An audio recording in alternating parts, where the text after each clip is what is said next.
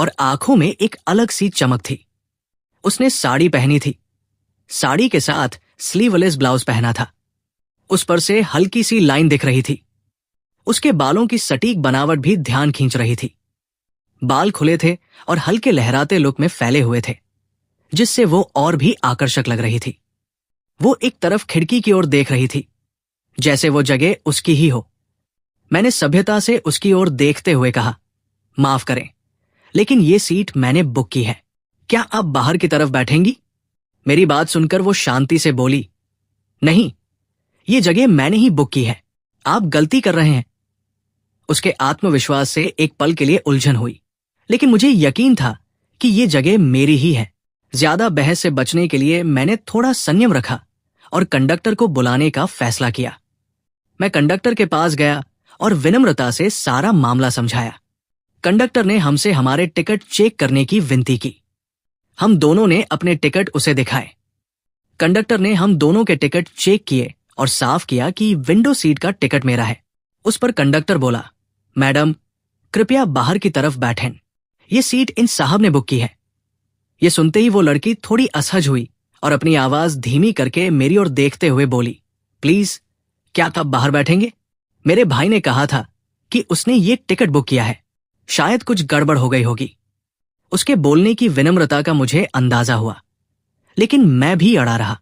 शांति से उसकी ओर देखते हुए कहा, मैडम, मुझे माफ करें, लेकिन मैंने ये विंडो सीट खास तौर पर बुक की है।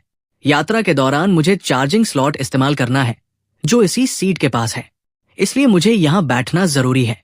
मेरा जवाब सुनकर वो थोड़ी उलझन में पड़ी और बोली, हाँ, शायद मेरे भाई ने गलत बताया होगा, मैं बाहर की सीट पर बैठती हूं। वो धीरे धीरे बाहर की तरफ सरकी और मैं अपनी जगह पर बैठ गया। उसकी उलझन खत्म हुई और मुझे मेरी जगह भी मिल गई। बस चलने के बाद मैं बाहर की खूबसूरत प्रकृति को निहार रहा था, लेकिन उसका थोड़ा असहज होना मुझे नजर आया। इसलिए मैंने उससे सहजता से कहा, ऐसा कभी कभी हो जाता है, गड़बड़ होना स्वाभाविक है, चिंता मत करो। ये सुनकर उसने कोई खास जवाब नहीं दिया, बस बोली, ठीक है। शायद वो नाराज थी। लगभग 2 से 3 घंटे बीत गए और हम दोनों में एक भी शब्द नहीं हुआ।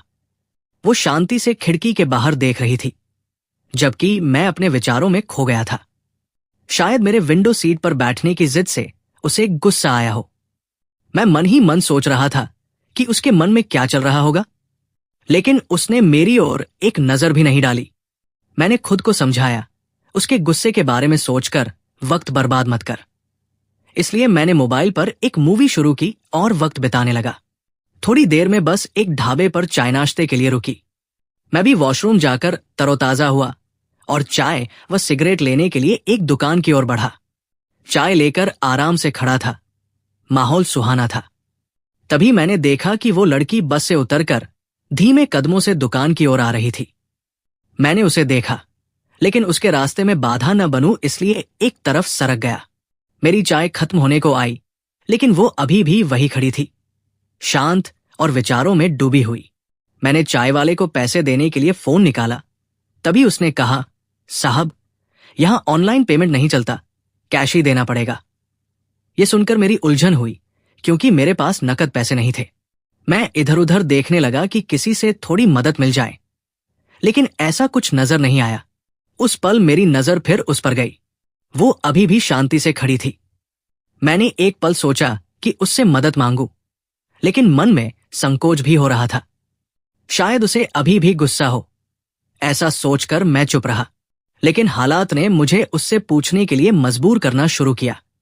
थोड़ी देर बाद मैंने सांस छोड़ी और फैसला किया कि आखिर में पूछना ही रास्ता है। मैंने पहले ही उसका मूड खराब कर दिया था, इसलिए पैसे मांगने की हिम्मत नहीं हो रही थी। मन में सोच चल रही थी कि अगर वो अभी भी नाराज होगी तो। तभी उसकी तरफ से आवाज आई, मैं पैसे देती हूं, आप मुझे ऑनलाइन भेज देना। उसकी इस हरकत से मुझे हिम्मत मिली और मैंने तुरंत हाँ कहते हुए धन्यवाद बोला। उसकी विनम्रता देखकर मन को बहुत हल्का लगा। थोड़ी देर बाद बस फिर शुरू हुई और यात्रा को रफ्तार मिली। उसी दौरान उसने हंसते हुए मेरी ओर चिप्स का पैकेट बढ़ाया। उसके इस दोस्ताना व्यवहार से हैरानी हुई। मैंने नम्रता से चिप्स ठुकराते हुए अपनी कोल्ड ड्रिंक उसे दी। उसने उसे ले लिया और मुस्कुराई। हम दोनों में जैसे एक नए संवाद की शुरुआत हो गई थी। मैंने उससे पूछा, क्या आप अपना क्यूआर स्कैनर कोड देंगी ताकि मैं पैसे तुरंत भेज दूं? मैंने सोचा कि वो मुझे अपना नंबर क्यों देगी, उससे बेहतर क्यूआर कोड लेकर पैसे भेज दूं।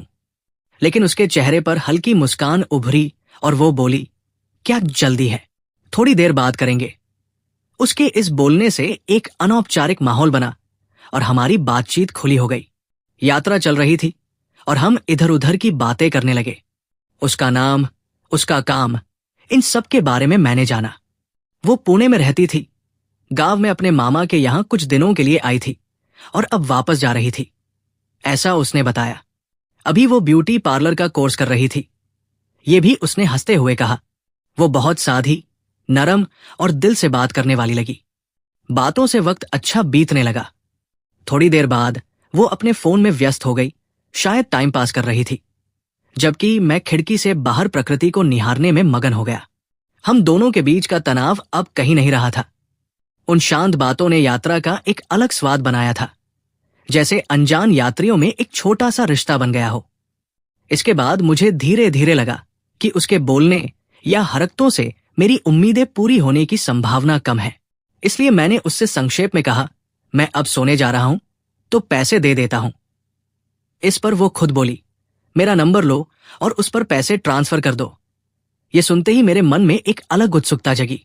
उसके इस वाक्य ने जैसे मेरे चेहरे पर चमक ला दी। मैंने तुरंत उसका नंबर लिया और सहजता से पूछा, आपका नाम क्या है? उसने हंसते हुए प्रीति बताया। मैंने उसका नंबर सेव किया और तुरंत पैसे ट्रांसफर कर दिए।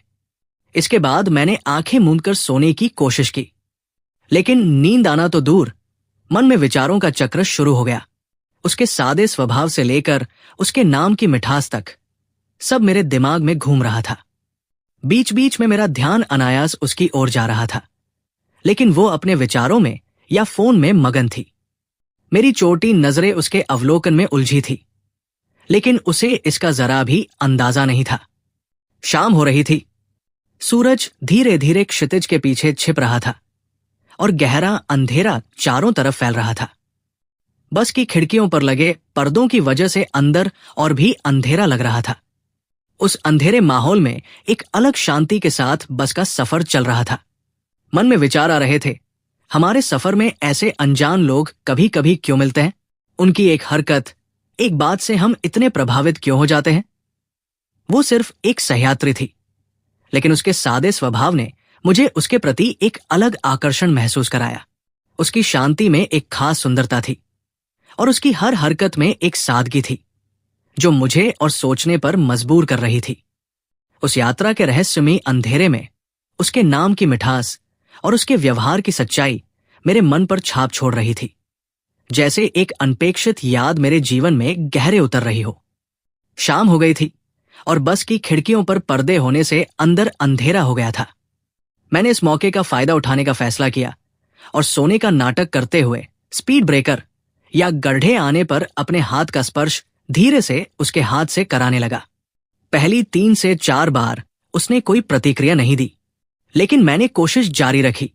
मैंने अपना हाथ थोड़ा पास रखा ताकि हमारा संपर्क बना रहे। 5 मिनट बाद मेरे हाथ को उसकी उंगलियों का स्पर्श हुआ। मैंने आंखें बंद रखी तो ये अनजाने में था या जानबूझकर, मुझे नहीं पता था, लेकिन मैंने इसका फायदा उठाया और अपनी उंगलियों से उसकी उंगलियों को छुआ। उसने अपनी उंगलियां थोड़ी सिकोड़ ली।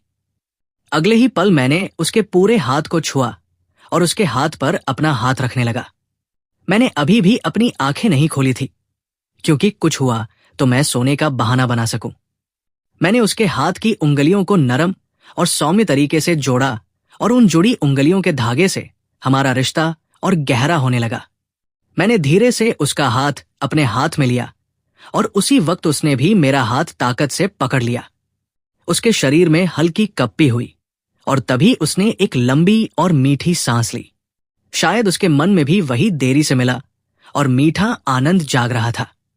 उसके गालों पर हल्की लालिमा दिखी।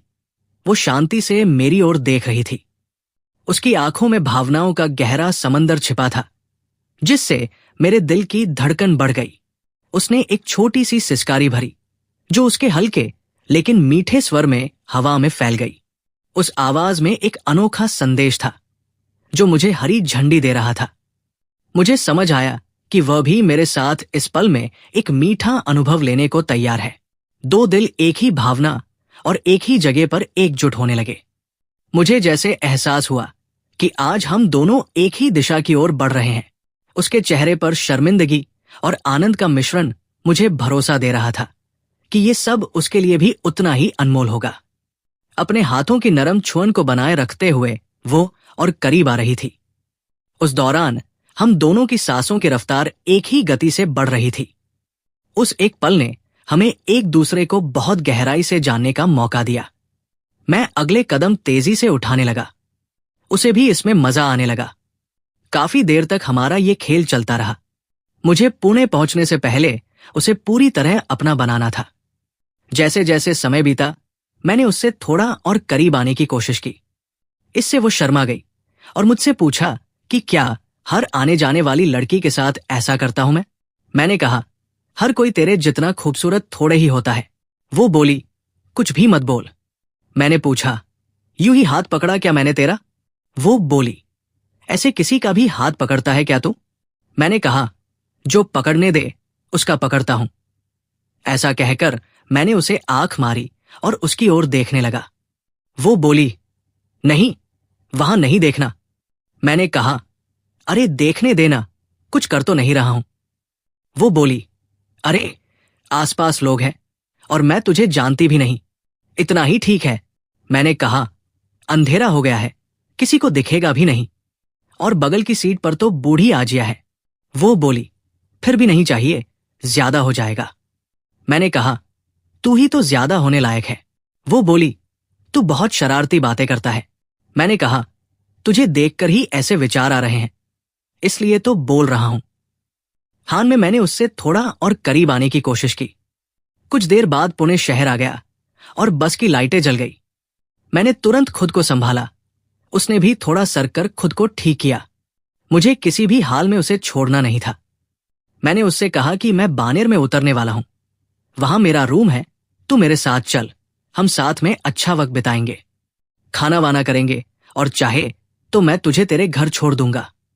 उसने कहा कि नहीं, मुझे स्वारगेट पर उतरना है और मैं अभी नहीं आ सकती।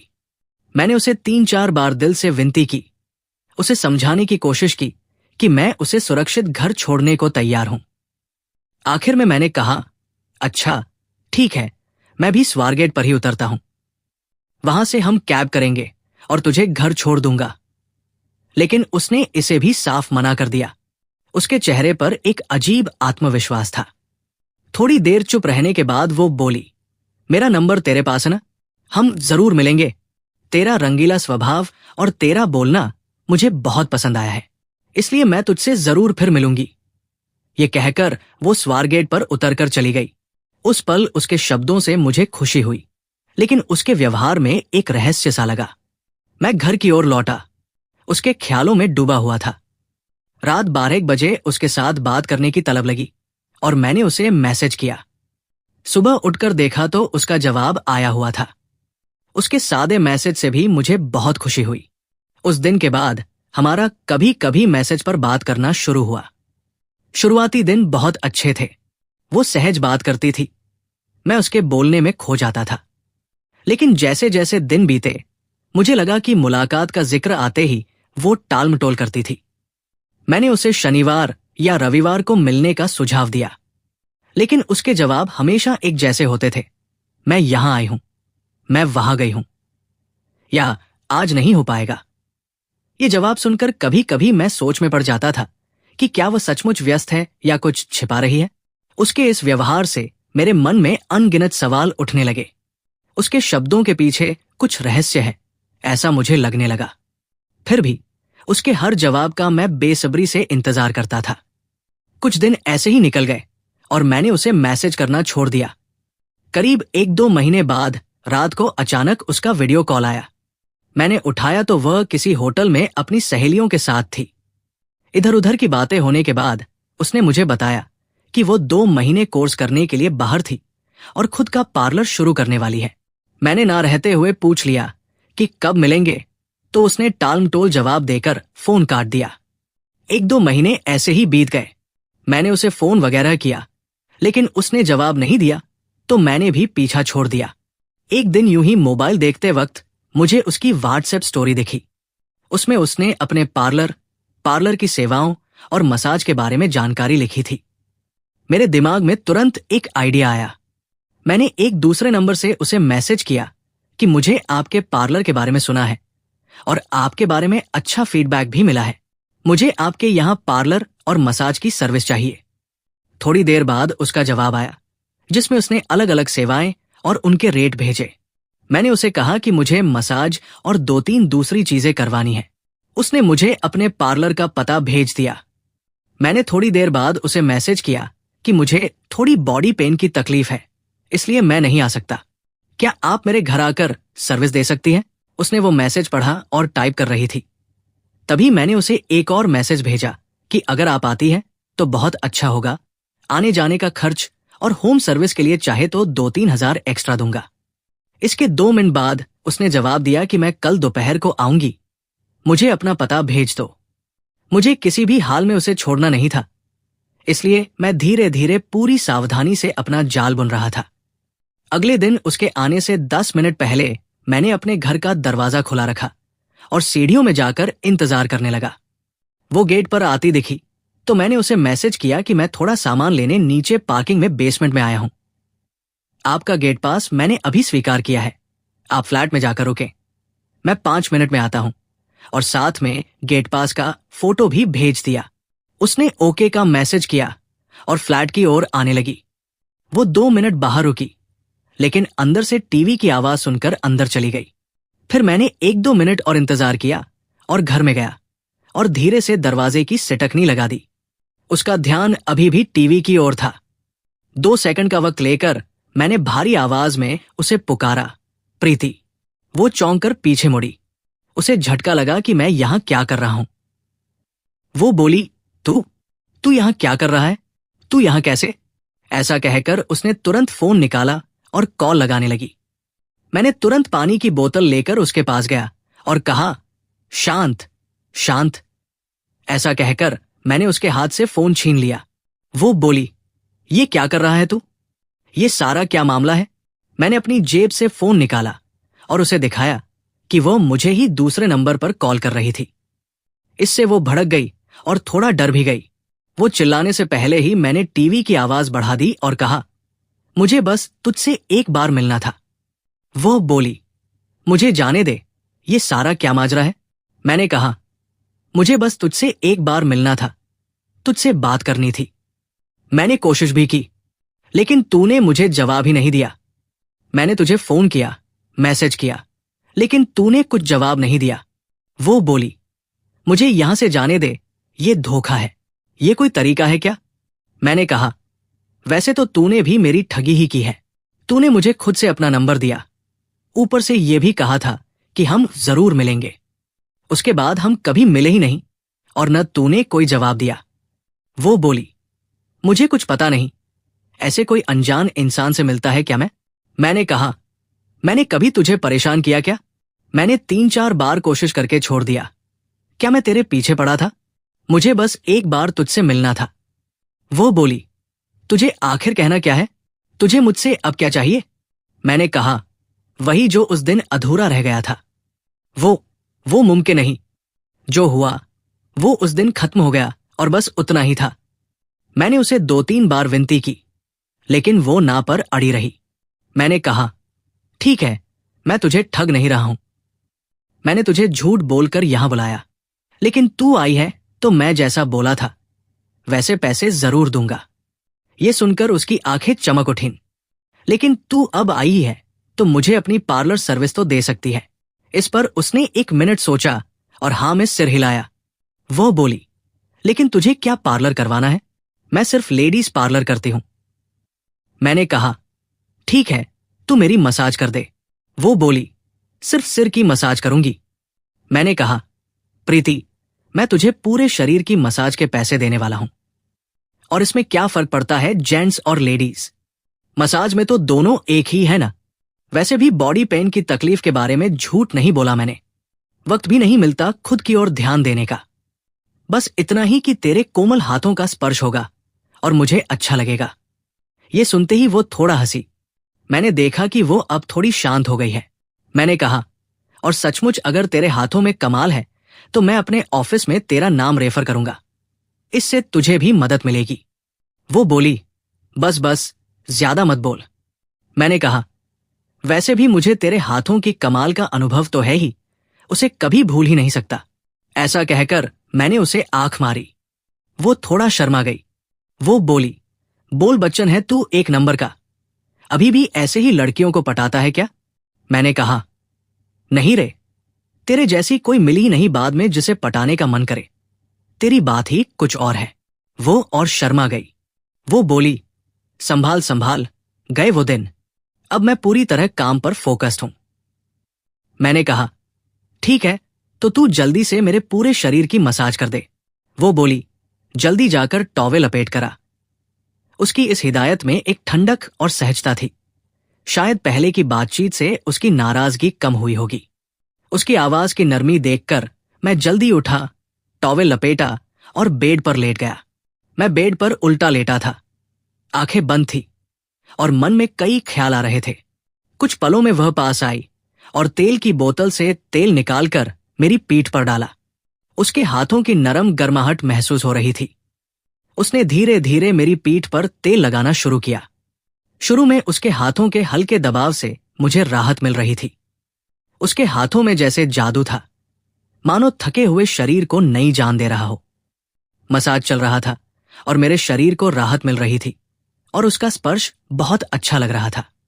वो धीरे धीरे मेरी पीठ से कंधों तक पहुंची। उसका हर स्पर्श जैसे बिजली की लहर की तरह अंगों पर दौड़ रहा था। फिर उसने मेरे पैरों की ओर ध्यान दिया। वो पीठ से धीरे धीरे नीचे उतरी और मेरे पैरों पर तेल लगाकर हल्के हाथों से मसाज करने लगी। उसकी हर हरकत में एक अलग कौशल झलक रहा था। जब वो मेरे पैरों की मसाज कर रही थी, उसने थोड़ा ध्यान से काम किया। वो अचानक रुक गई और बोली, तेरा टॉवेल थोड़ा ढीला कर, वरना मुझे तकलीफ हो रही है। मैंने उसकी बात मानी और टॉवेल थोड़ा ढीला किया। इसके बाद प्रीति ने फिर मसाज शुरू किया। उसके हाथों का हर स्पर्श जैसे मुझे किसी दूसरी दुनिया में ले जा रहा था। वो शांत थी, लेकिन उसके हाथों की हरकतों में एक दृढ़ता और कुशलता दिख रही थी। वो मुझसे बोली, अब शांत सो जा। उस वक्त मेरा टॉवेल थोड़ा ढीला हो गया था और वो अचानक रुक गई। उसकी नजरें कुछ पलों के लिए ठिठक गई। मुझे लग रहा था कि उसके मन में कुछ ख्याल चल रहे थे, लेकिन कुछ देर में उसने खुद को संभाला और फिर से मसाज शुरू किया। वो बहुत ईमानदारी से काम कर रही थी, लेकिन उसकी आंखों की हरकतें मुझे कुछ और बता रही थी। मसाज करते वक्त वो शांत थी, लेकिन कभी कभी उसकी नजर बार बार मुझ पर आ रही थी। मैं उसके मन के विचारों का अंदाजा लगाने की कोशिश कर रहा था, लेकिन वो क्या था ये समझ नहीं आ रहा था। उसने मेरी छाती पर तेल लगाते वक्त बहुत सावधानी से काम किया। उसके हाथों से मुझे बहुत राहत मिल रही थी। धीरे धीरे वो छाती से पेट की ओर आई। उसके हाथों में एक आत्मविश्वास था, लेकिन साथ ही एक संकोच भी महसूस हो रहा था। मसाज करते वक्त उसने एक पल रुककर मेरी ओर देखा और धीमी आवाज में बोली, तुझे इतना क्या हो रहा था कि इसके लिए इतना परेशान हो रहा था? वो हंसी और अपने ही बोलने पर शर्मा गई। मेरे मन में आया कि उसके इस शर्मीले स्वभाव के पीछे एक मासूमियत है। वो फिर अपने काम पर ध्यान देने लगी, लेकिन उस पल ने माहौल को और खुला और हल्का कर दिया। मैंने कहा, मैं तो तुझे उसी दिन अपने साथ चलने को कह रहा था, लेकिन तू नहीं आई और उसके बाद कभी मिली भी नहीं। वो बोली, मुझे यकीन नहीं था कि तू कैसा लड़का है। मेरे साथ कुछ अच्छा बुरा हो गया होता तो? मैंने कहा, लेकिन उस दिन जो हमने किया तब तो तूने ये नहीं सोचा और आज भी तू जा सकती थी। वो बोली, तू है ही नालायक। ऐसा कहकर उसने मुझे गले लगाया। आगे वही हुआ जिसके लिए मैंने इतना बड़ा प्लान बनाया था। इसके बाद कुछ महीनों तक हम नियमित रूप से एक दूसरे से मिलते रहे। हर मुलाकात में हमारा रिश्ता और गहरा होता गया। शुरू में सहज लगने वाली उन मुलाकातों को अब प्यार का नया मतलब मिल गया था। हम एक दूसरे के साथ वक्त बिताते हुए बहुत खुश रहते थे। हमारा प्यार इतना सच्चा था कि अब हमें उसे आगे बढ़ाने का फैसला लेना अच्छा लग रहा था। एक दिन हम दोनों ने तय किया कि अब हमें शादी कर लेनी चाहिए। यह फैसला लेते वक्त हम बहुत उत्साहित थे, लेकिन थोड़े नर्वस भी थे, क्योंकि दोनों परिवारों की सहमति के लिए आगे बढ़ना था। हमने अपने अपने परिवार वालों से ये बात रखी। शुरू में कुछ शंकाएं और सवाल थे, लेकिन हम दोनों एक दूसरे के लिए सही हैं, ये उन्हें यकीन हो गया। कुछ दिनों में दोनों परिवारों ने मिलकर सब तय कर लिया। हमारी शादी पक्की हो गई और तैयारियां जोर शोर से शुरू हो गई। शादी का दिन आने पर माहौल खुशी से भर गया था। घर में शुभ संकेतों के लिए बनाई गई रंगोलियां, फूलों की मालाएं और शुभकामनाओं के संदेशों से हर कोई उत्साह में था। हमारी शादी में परिवार वालों के साथ दोस्त और करीबी लोग मौजूद थे। शादी के वक्त हमने एक दूसरे की आंखों में देखा और उस पल सब कुछ परफेक्ट लग रहा था। उन वचनों ने हमें नए जीवन की दिशा दी। हम दोनों ने एक दूसरे को जीवन भर साथ देने की कसम खाई। शादी के बाद के दिन बहुत खूबसूरत बीते। हमने एक दूसरे के साथ मिलकर नया जीवन बनाया, जिसमें प्यार, भरोसा और खुशी का रिश्ता था। अब हमारा जीवन एक नई शुरुआत से सज गया था। हमारा रिश्ता खिलता रहा और उसी से हमने एक सुखी संसार बनाया। जीवन के छोटे बड़े पलों को मनाते हुए हम एक दूसरे में उलझ गए। प्यार के सफर ने हमें दिखाया कि असली सुख सिर्फ एक दूसरे को समझने और साथ देने में है।